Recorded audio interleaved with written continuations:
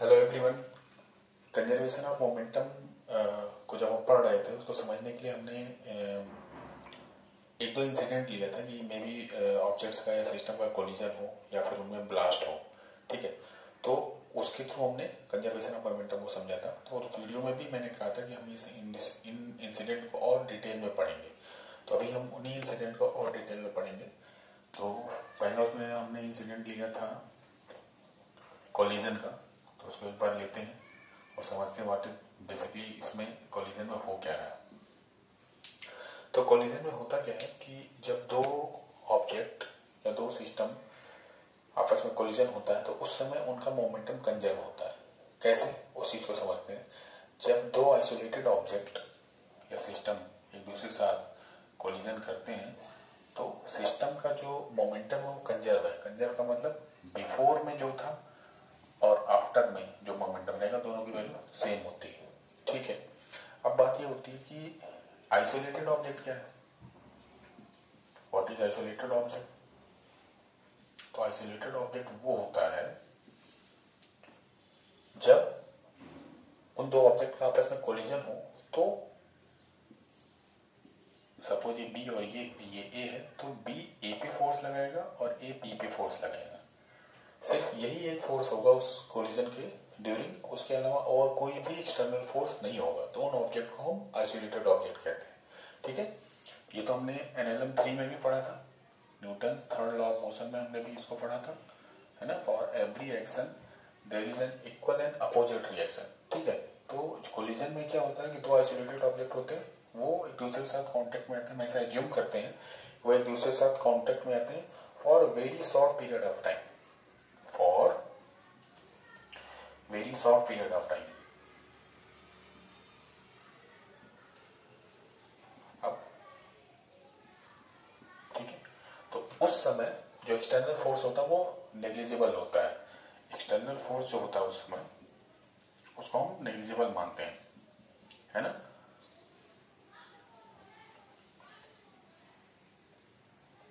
Negligible होता है। ठीक है, अच्छा, अब जैसे अगर हम ये तो समझ में आ गया हमें कि बहुत छोटे से पीरियड के लिए वो एक दूसरे के टच में आए हैं। ठीक है, तो इसको और अच्छे से समझने के लिए आप अपने दिमाग में बिलियर्ड्स का जो गेम होता है जिसमें हम स्टिक से बॉल को हिट करते हैं उसको अपने दिमाग में रखिए, सोचिए। तो उसमें क्या होता है, जब एक बॉल दूसरे बॉल के साथ कोलाइड होती है तो कितना टाइम लगता होगा, बहुत छोटा सा टाइम। तो उस समय सारे एक्सटर्नल फोर्स का ऐसा माना जाता है कि कोई एक्सटर्नल फोर्स उससे काम नहीं कर रहा है ना। जब एक्सटर्नल फोर्स नहीं है, क्योंकि हमने कंक्लूजन ये निकाला था, if no no external force, if no external force working on the system then the total momentum of the system is conserve, है ना। पी टोटल क्या होगा फिर, पी टोटल हमारा क्या होगा, कंजर्व होगा वो, है ना, मतलब चेंज नहीं होगा। ठीक है, अब इस पे हम लोग कंडीशन देखते हैं कि कोलिजन किस किस तरह से हो सकता है। I am not talking about the type of collision, वो हम बाद में पढ़ेंगे। अभी पहले में देखते हैं कोलिजन किस किस टाइप का होता है। ठीक है, मतलब कोलिजन किसमें ऑब्जेक्ट की क्या क्या पोजीशन हो सकती है उनके बारे में बात कर रहा हूँ। क्योंकि अगर वो चीज क्लियर नहीं होगा तो मन में कंफ्यूजन रहता है, तो हम लोग एक भी पार्ट को नहीं छोड़ेंगे। ठीक, कोलिजन में ऐसा हो सकता है कि आपके ये दो ऑब्जेक्ट है, ठीक है, और ये दोनों मोशन में, डायरेक्शन कोई भी हो क्योंकि कोलाइड करना है। ठीक है, तो किसी भी डायरेक्शन में हो सकते हैं लेकिन दोनों मोशन में, ये भी मूव कर रहा है और ये भी मूव कर रहा है। ठीक है, ये किस तरह से कोलिजन हो सकता है। या दूसरा, ये आपका एक ऑब्जेक्ट है और ये दूसरा ऑब्जेक्ट है, तो मे भी हो सकता है एक ऑब्जेक्ट आपका रेस्ट पे हो, दूसरा मूव कर रहा हो, है ना। और कौन सी कंडीशन बन सकती है, ये मोशन में है। और एक कंडीशन ये बन सकती है कि मे बी आपके दोनों ऑब्जेक्ट रेस्ट पे हो, लेकिन ये कंडीशन नहीं बन सकती, तब तो कोलिजन ही नहीं होगा। अगर ये दोनों रेस्ट पे रहेंगे तो कोलिजन नहीं हो सकता, नॉट पॉसिबल। ठीक है, ये तो हो गया कि कोलिजन करने के पहले इनकी पोजीशन क्या हो सकती है, कंडीशन क्या हो सकती है, स्टेट ऑफ मोशन क्या हो सकता है। ठीक है, अब हम समझते हैं कोलिजन के बाद उनका स्टेट ऑफ मोशन क्या होगा, है ना। तो कोलिजन के बाद हो सकता है दोनों ऑब्जेक्ट मोशन में हो। डायरेक्शन की मैं बात नहीं कर रहा हूँ, दोनों, मैं सिर्फ स्टेट ऑफ मोशन की बात कर रहा हूँ, मूव कर रहे हैं या रेस्ट में, ठीक है। दूसरा, एक रेस्ट पे हो दूसरा मोशन में हो, ये रेस्ट पे है और ये मोशन में है, कोई सा भी हो सकता है, पहला दूसरा, इससे मतलब नहीं है। तीसरी एक कंडीशन और होती है, दोनों स्टिक हो जाए दूसरे के साथ, बिल्कुल चिपक जाए और मोशन करने लगे। लेकिन चौथी ऐसी कंडीशन नहीं हो सकती कि ये भी रेस्ट पर है और वो भी रेस्ट पर है, दोनों रेस्ट पर है कोलिजन के बाद, ये पॉसिबल नहीं है। तो यहाँ पर दो केस बनते हैं अपने, दोनों मोशन में हो और एक मोशन में हो दूसरा रेस्ट पर हो। आफ्टर कोलिजन तीन केस बनते हैं अपने पास कि दोनों मोशन में हो, एक रेस्ट पे हो दूसरा मोशन में हो, तीसरा दोनों एक दूसरा स्टिक हो जाए और मोशन में करते रहे। लेकिन दोनों रेस्ट पे हो जाए ये पॉसिबल नहीं है, ठीक है। तो ये टोटल केस बनते हैं अपने पास,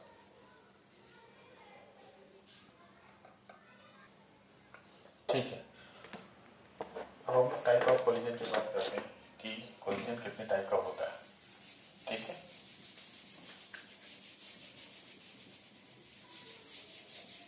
तो कोलिजन बेसिकली टू टाइप का होता है, एक इलास्टिक कोलिजन, दूसरा नॉन इलास्टिक कोलिजन।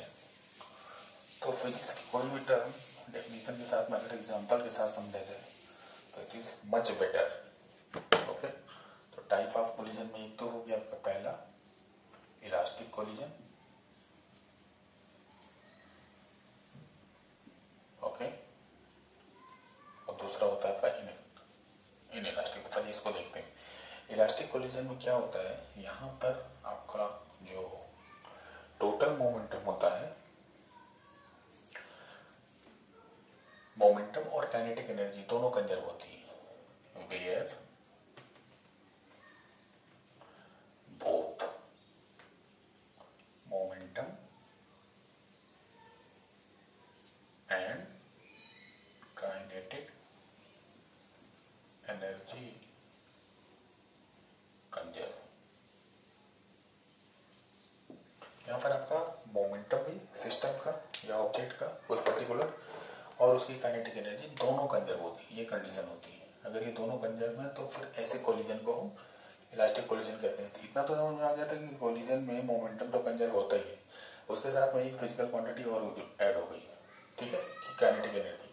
अब काइनेटिक एनर्जी के मैं डिटेल में नहीं जाऊंगा क्योंकि आपने एलिमेंट्री क्लासेस में भी इसको पढ़ रखा है कि अगर कोई ऑब्जेक्ट मोशन में है तो उसकी जो वेलोसिटी है वो किसकी वजह से, वो काइनेटिक एनर्जी की वजह से, या उसको हम काइनेटिक एनर्जी मान सकते हैं, है ना।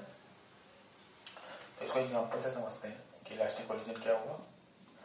अगर हम किसी बॉल को थ्रो करते हैं फ्लोर पे, if we throw a ball on the floor, तो जितने फोर्स से हमने उसको थ्रो किया है तो वो फोर्स के साथ जब फ्लोर के साथ कोलिजन होगा उसका, है ना, जब फ्लोर के साथ उसका कोलिजन होगा तो जितनी वेलोसिटी उसकी पहले थी ना उतनी वेलोसिटी बाद में भी रहेगी, मतलब जितनी काइनेटिक एनर्जी उसकी पहले थी उतनी बाद में रहेगी, तभी तो कंजर्व हुआ, है ना। तो अगर हमने किसी बॉल को फ्लोर पे थ्रो किया, यहाँ पे ऐसे ऐसे आके टकरा के फिर ये बाउंस बैक होती है ना। तो अगर यहाँ पर इसकी वेलोसिटी या काइनेटिक एनर्जी 5 है तो बाउंस बैक होने के बाद भी इसकी जो काइनेटिक एनर्जी होगी वो 5 ही होगी, उसमें कोई चेंज नहीं आएगा, ठीक है। और हमें पता है ये मोमेंटम हमारा कंजर्व रहेगा। तो बॉल फ्लोर के साथ जब कोलिजन में आया, ठीक है, तो कोलिजन में आने के पहले इसका जो भी मोमेंटम है कोलिजन के बाद भी वही मोमेंटम होगा। तो कहने का मतलब सिर्फ इतना है कि ऐसा कोलिजन जिसमें हमारा मोमेंटम और काइनेटिक एनर्जी अगर दोनों कंजर्व है तो उसको हम क्या बोलेंगे, अगर दोनों कंजर्व है तो उसको हम क्या बोलेंगे, इलास्टिक कोलिजन। इसका परफेक्ट एग्जांपल यही है, अगर बॉल को हम फ्लोर पे थ्रो करते हैं तो फिर वो बाउंस बैक होता है। अब इसको हम कैसे और समझ सकते हैं, अगर हम उसको ज्यादा फोर्स के साथ थ्रो करें, ठीक है, ज्यादा वेलोसिटी दें तो उतनी वेलोसिटी के साथ वो बाउंस बैक होगा। अगर हम उसको कम वेलोसिटी के साथ थ्रो करें तो कम वेलोसिटी के साथ बाउंस बैक होगा, ठीक है। ऐसा नहीं होगा हमने बहुत ज्यादा थ्रो के साथ वेलोसिटी के साथ थ्रो किया और वो और ज्यादा बढ़ गया, ऐसा नहीं होगा। काइनेटिक एनर्जी उस सिस्टम की और मोमेंटम दोनों कंजर्व रहेंगे, मतलब कि कोलिजन के पहले जो उसका मोमेंटम और काइनेटिक एनर्जी होगा, मोमेंटम के कोलिजन के बाद भी उसका मोमेंटम और काइनेटिक एनर्जी वही रहेंगी, ये कंजर्व रहेंगे, ठीक है। अब हम लोग दूसरा लेते हैं इनइलास्टिक कोलिजन, ओके। अब हम अपना दूसरा केस लेते हैं इनइलास्टिक कोलिजन का। तो इलास्टिक कोलिजन में क्या होता है कि सिस्टम का मोमेंटम तो कंजर्व होता है, क्योंकि कोलिजन है तो मोमेंटम तो कंजर्व होगा ही, ठीक है, मोमेंटम इज कंजर्व, ठीक है, बट काइनेटिक एनर्जी जो होती है, kinetic energy is not conserve. Kinetic energy जो है वो सिस्टम की वो नहीं कंजर्व होगी। तो ऐसे कोलिजन को हम इनइलास्टिक कोलिजन बोलते हैं कि मोमेंटम तो सिस्टम का कंजर्व है, बट उसकी जो काइनेटिक एनर्जी वो कंजर्व नहीं, जो पहले काइनेटिक एनर्जी थी और कोलिजन के बाद जो काइनेटिक एनर्जी है वो दोनों इक्वल नहीं होती। तो इसका मतलब चेंज हो गया, है ना, चेंज हो गया तो फिर वो कंजर्व नहीं हुआ। इसका एग्जांपल लेते हैं। अगर हम अपनी एक बुलेट को फायर करें, है ना, और किसमें, वुड पेंडुलम में, कि आपका जैसे पेंडुलम होता है ना ये, और ये लकड़ी का बना हुआ है, वुड का बना हुआ है, ठीक है, वुड पेंडुलम में अगर एक हम बुलेट को फायर करें गन से, ठीक है, तो क्या होगा, ये आके इसमें टकराएगा, है ना। तो जब बुलेट को फायर करते हैं तो उस केस में क्या होता है कि काइनेटिक एनर्जी क्यों नहीं कंजर्व है, वो देखते हैं इसकी काइनेटिक एनर्जी कहाँ गई। तो इसकी काइनेटिक एनर्जी ट्रांसफॉर्म होती है। एनर्जी के केस में भी आपको पता है, एनर्जी को हम कभी भी जनरेट नहीं कर सकते, डिस्ट्रॉय नहीं कर सकते, ये जस्ट एक फॉर्म से दूसरे फॉर्म में कन्वर्ट होती है। जैसे हमारी आत्मा होती है, आत्मा अजर हमारे सिर्फ वो शरीर चेंज करती है, वैसे काइनेटिक एनर्जी उसको कभी लॉस नहीं होती, ना कभी जनरेट होती है, ओके, सिर्फ वो अपना फॉर्म चेंज करती है। जब हमने बुलेट को फायर किया तो यहाँ पे जो भी इसकी वेलोसिटी होगी, ठीक है, मान लीजिए 20 मीटर पर सेकेंड हो काइनेटिक एनर्जी या वेलोसिटी इसकी, तो यहाँ से जब ये जाएगी तो ये जाहिर सी बात इसके अंदर घुस भी जाएगी, क्योंकि लकड़ी का ही तो बना हुआ है, अंदर भी चली जाएगी। तो उस केस में क्या होगा कि जिस गन से हमने फायर किया था इसको, तो वो गन भी गर्म होगी, है ना, और साथ में यहाँ जब ये फायर हुआ तो इसमें आके टकराई, अंदर घुसी, और क्या हुआ, आवाज भी आएगी, है ना। तो काइनेटिक एनर्जी कुछ तो कन्वर्ट हो जाएगी हीट एनर्जी में। जब हम इसको इसके अंदर जाने के बाद जब कोलिजन हुआ इसका, इसके अंदर चली जाएगी, तो हम इसको टच करेंगे तो गर्म भी होगी, तो कुछ तो हीट एनर्जी में कन्वर्ट हो गई। इसमें घुसी तो एक आवाज भी आई, तो क्या हुआ, साउंड एनर्जी में भी कन्वर्ट हो गई कुछ पार्ट। और कुछ पार्ट क्या होगा, क्योंकि इसके अंदर घुसी तो ऐसा तो नहीं उसमें ऑलरेडी स्पेस था, है ना, उसने स्पेस बनाया, उसको डिफॉर्म किया, उसका स्ट्रक्चर उसने डिस्ट्रॉय किया, तो कुछ तो डिफॉर्म करने में इसकी एनर्जी चली जाएगी। तो ये काइनेटिक एनर्जी कहाँ कहाँ यूज हो गई, हीट में, गर्म हो गया, साउंड में यूज हो गई, और इसको डिफॉर्म डिस्ट्रॉय करने में भी हो गई, है ना। तो इसलिए काइनेटिक एनर्जी जो पहले थी यहाँ पे जो थी, है ना, और जो बाद में यहाँ पे काइनेटिक एनर्जी हम जब निकालेंगे तो दोनों सेम नहीं होते हैं, ठीक है। इसलिए काइनेटिक एनर्जी अपनी कंजर्व नहीं है, मोमेंटम लेकिन कंजर्व, ठीक है। तो ऐसे कोलिजन को जहां पर मोमेंटम तो कंजर्व हो लेकिन काइनेटिक एनर्जी कंजर्व ना हो, उसको इनइलास्टिक कोलिजन बोलते हैं, ओके।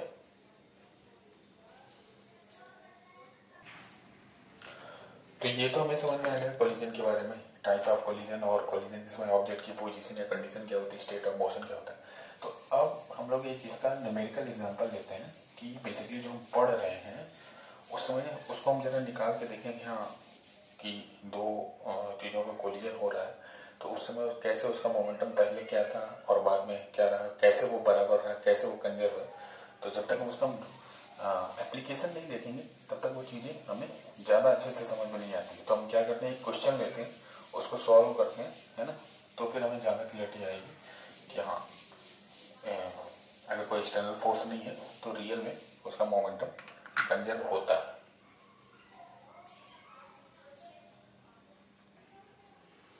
ओके, तो यहाँ पे मैंने क्वेश्चन लिखा है जो कोलिजन के ऊपर है। क्वेश्चन को पहले समझते हैं।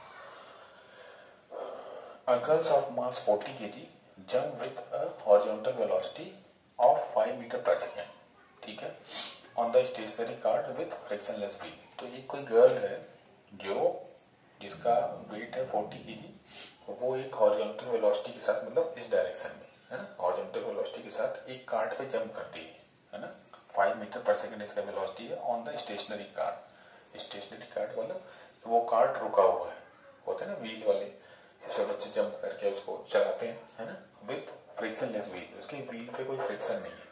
तो एक लड़की 40 kg की है, वो 5 मीटर पर सेकंड से उस कार्ट पे जंप करती है और कार्ट रुका हुआ है, स्टेशनरी है, मतलब उसकी वेलोसिटी 0 है, ठीक है, और कोई फ्रिक्शन नहीं है वहां पर, ठीक है। Mass of the cart is 3 kg, जो कार्ट था उसका मास कितना है, वो 3 kg का है। तो what her velocity as cart starts moving, जब कार्ट चलने लगा उसके जंप करने के बाद तो उसकी वेलोसिटी क्या होगी, ठीक है। Assume there is no external unbalance force, वहां पे कोई एक्सटर्नल अनबैलेंस फोर्स नहीं है, मतलब अब की एफ एक्सटर्नल क्या है, वो 0 है। तो फिर मेरा क्या होगा, मोमेंटम वो तो कंजर्व होगा, है ना, इसमें तो कोई कंफ्यूजन नहीं है, हमने पढ़ा law of conservation of momentum में, if there is no external force is working on the system then the total momentum of the system is conserve. Okay, चलिए ये तो पता चल गया। अब इसको सॉल्व करते हैं। ओके, सपोज यहाँ पे एक कार्ड है, ये कार्ड है मेरा, ये इसके व्हील है, कोई फ्रिक्शन नहीं है, फ्रिक्शनलेस व्हील, ठीक है। यहाँ पे एक गर्ल है जिसका मास कितना है, 40 kg है, और ये किस वेलोसिटी के साथ आई, 5 मीटर पर सेकंड के साथ यहाँ आ गई, ठीक है, इसकी वेलोसिटी है, ये इस पे जंप कर गई, ठीक है, और इस कार्ट का मास कितना है, 3 kg, ये रहा 3 kg, और 5 मीटर पर सेकंड की वेलोसिटी के साथ इसने जंप किया, और इसका खुद का वजन कितना है, 40 kg है, ठीक है। तो अब यहाँ पे मोमेंटम कंजर्व है, तो बिफोर कोलिजन ये इस पे जाएगी तो कोलिजन तो हुआ, और सबसे अच्छी बात क्या हुआ कि हमने वो समझा है कि type of condition of collision, तो ये इस पे जंप की, है ना, तो क्या हुआ, दोनों ऑब्जेक्ट एक दूसरे के साथ स्टिक हो गए और मोशन में। तीसरी कंडीशन मैंने बताया था ना कि कंडीशन क्या क्या हो सकती है, उनकी पोजीशन क्या क्या हो सकती है आफ्टर द कोलिजन, कि हो सकता है वो दोनों एक दूसरे साथ स्टिक हो जाए और मूव करने लगे, तो वही कंडीशन तो है, ये इसमें कोलाइड किया, इसने कोलिजन हुआ इनका और दोनों स्टिक हो गए और एक साथ मोशन में चले गए, ठीक, वो भी बात क्लियर हो गई। तो मतलब बिफोर द कोलिजन पहले इनका मोमेंटम निकाल लें और आफ्टर द कोलिजन मोमेंटम निकाल लें, दोनों बराबर होने चाहिए अगर हमारे लॉ कहता है, करके देखते हैं। तो बिफोर क्या होगा इनका मोमेंटम, बिफोर कोलिजन में भाई इनके पास अपना खुद का मास है, वेलोसिटी है, इनके पास जो मास है और इनकी वेलोसिटी 0 है, क्योंकि इसने कहा स्टेशनरी है, मतलब इनकी वी कितनी है, वो 0 है, ठीक है। बिफोर कोलिजन तो गर्ल का कितना होगा, m/v, ठीक है, और पूरे सिस्टम का निकालना है तो इसका निकालने और इसका निकालने, दोनों को ऐड कर दें तो बिफोर द कोलिजन निकल आएगा, है ना।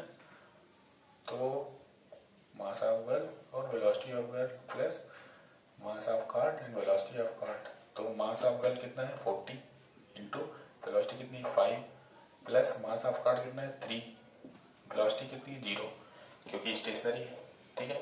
इन सबको करके क्या आ जाएगा हमारा, ये तो पूरा 0 हो जाएगा, तो ये 200, तो ये बिफोर मोमेंटम बिफोर कोलिजन क्या आ गया 200, ठीक है। इतना बार बार भी आना चाहिए। चलिए देखिए देखते हैं वैसे, लेकिन अभी इस क्वेश्चन में ये निकालना है what is her velocity as the cart start moving, जब ये इस पे जंप करती है तो ये मूव करने लगता है, तो किस वेलोसिटी के साथ मूव करने लगता है, हमें बेसिकली निकालना वो भी हम निकालेंगे, और आफ्टर द कोलिजन हम मोमेंटम में निकालेंगे, ठीक है। इसको देखते हैं, ये तो हो गया हमारा बिफोर कोलिजन, उसका मोमेंटम क्या था। मैं इसको थोड़ा सा इरेज कर देता हूँ। आफ्टर कोलिजन मोमेंटम निकाल लें, आफ्टर कोलिजन मोमेंटम क्या होगा, mass of girl velocity of girl mass of cart velocity of cart. अब मुझे एक बात बताइए, यहाँ पे क्या इन दोनों की वेलोसिटी अलग अलग है, क्योंकि दोनों तो एक साथ स्टिक हो गए, अब एक ही वेलोसिटी के साथ तो आगे बढ़ रहे हैं, वही वेलोसिटी हमें यहाँ पे निकालनी है, स्टार्ट मूविंग विद, तो फाइंड आउट द वेलोसिटी, मतलब वेलोसिटी दोनों की सेम है, तो हमने एज्यूम कर लिया let the final velocity is v, ठीक है। तो यहाँ से इसको हटा दीजिए, यहाँ से इसको हटा दीजिए, दोनों तो सेम वेलोसिटी से मूव कर रहे हैं, इन दोनों को ऐड करके मैं लिख सकता हूँ, क्योंकि दोनों की वेलोसिटी तो सेम है ना। अगर ये नहीं समझ में आ रहा है तो इसको ऐसे ही लिख दीजिए v और ये v, दोनों की वेलोसिटी सेम है, बात एक ही पड़ी, ठीक है। तो यहाँ से v कॉमन ले लेंगे, v बाहर आ जाएगा, तो हम इसको फाइनली ऐसे लिख सकते हैं, इसका मास गर्ल का मास और कार्ड का मास दोनों ऐड करके वेलोसिटी मल्टीप्लाई करना है। इसका मास है 40, इसका मास है 3 और ये भी हमें पता नहीं थे, हो गया 43 v। ये क्या हो गया, ये after momentum after the collision. ठीक है, अभी कंट्रोल नहीं होना है, अभी फाइनल नहीं निकला है। ये है मोमेंटम बिफोर कोलिजन, ये मोमेंटम आफ्टर कोलिजन। हमें v की वैल्यू निकालनी है तो दोनों एक दूसरे के इक्वल होंगे, है ना, क्योंकि मास यहाँ पे मोमेंटम कंजर्व है। तो PA इक्वल टू PB, या इसको मैं इधर लिख देता हूँ, PA और PB को यहाँ लिख देता हूँ, एक ही बात है। ठीक है, ऊपर लिखने की बात जगह नहीं है। तो P थोड़ा सा स्पेस बना करके चेंज कर देकर, ठीक है। तो momentum before collision equal to momentum after collision. Momentum before collision कितना है 200, मोमेंटम आफ्टर कोलिजन कितना है 43v। तो v की वैल्यू यहाँ से क्या आ जाएगी 200 डिवाइड बाई 43। v की वैल्यू आ जाएगी, क्या आ जाएगी v की वैल्यू हमारी, इसको डिवाइड करेंगे तो 4 पॉइंट और समथिंग लाइक दैट अगर मैं करूँ तो एग्जैक्टली जो निकल के आ रहा है वो आ रहा है 65। ये वेलोसिटी हो गई, मतलब जब वो गर्ल उस कार्ट में जंप करेगी 5 मीटर पर सेकंड की स्पीड से, तो फिर कार्ट और गर्ल दोनों इस स्पीड के साथ मोशन करने लगेंगे। ठीक है, हमारे पास v की वैल्यू आ गई। इस v की वैल्यू को अगर मैं यहाँ रख दूं, ठीक है, तो मेरा मोमेंटम आफ्टर कोलिजन आ जाएगा, है ना। तो 43 इंटू v की वैल्यू क्या आ गई है 4.65। तो इसको जब हम मल्टीप्लाई करेंगे तो हमारी वैल्यू आएगी 199.5 के आसपास आ जाएगी, है ना, 95 के आसपास आएगी मोमेंटम आफ्टर कोलिजन। ये जो वैल्यू है 199.95 और ये इनमें कितना डिफरेंस है, बहुत माइनर सा डिफरेंस है। तो हम ये बोल सकते हैं कि PB और PA बराबर हुआ, मतलब मोमेंटम बिफोर कोलिजन और मोमेंटम आफ्टर कोलिजन बराबर हुआ ना। ये है तो आपका 200 और ये कितना है 199.95, ऑलमोस्ट इक्वल है, ऑलमोस्ट बिल्कुल ही इक्वल है। 0.05 का मेजर नहीं किया जाता है। ठीक है, तो ये law of conservation of momentum हमसे कहता है कि अगर कोई एक्सटर्नल फोर्स नहीं है तो फिर सिस्टम पे जो पहले मोमेंटम लग रहा है और बाद में जो लग रहा है दोनों बराबर होंगे, मतलब the momentum of the whole system is conserve. Please note down.